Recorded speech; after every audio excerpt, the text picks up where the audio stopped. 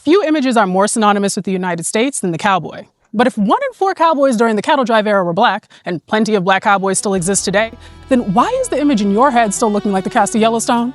So when Hollywood comes to Texas and they start learning about cowboys, they make a decision to not have black cowboys. Of course they did. But before we get too deep, I'm Nicole, a thoughtfully unserious journalist who got headbutted by several aggressive cows to bring you this story.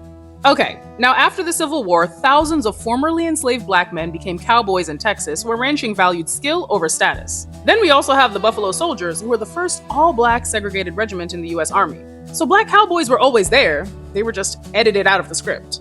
You can't include black cowboys as a part of that narrative of masculinity and individualism at the same time as you're calling them socialist, as you're saying they're not smart enough, they're lazy.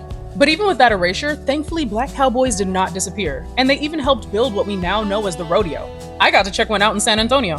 And I learned that one of rodeo's most iconic events, steer wrestling, was invented by a black Texan named Bill Pickett.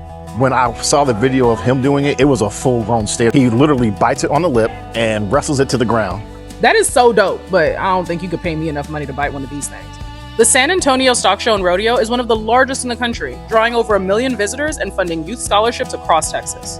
But beyond the lights in the arena, black cowboys acquired essential ranching skills from ranching traditions born out of West Africa, Spain, and Mexico. We have this long history of African cattle ranching traditions that comes across the Atlantic with the transatlantic slave trade. For decades, black and white westerns shaped the cowboy into a very specific symbol. But real life had color, and I'm glad to see that represented at the San Antonio Stock Show and Rodeo.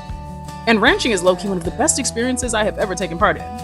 Beyonce would be so proud.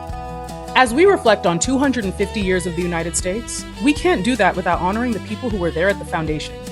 Today and every day, remember Black history is American history.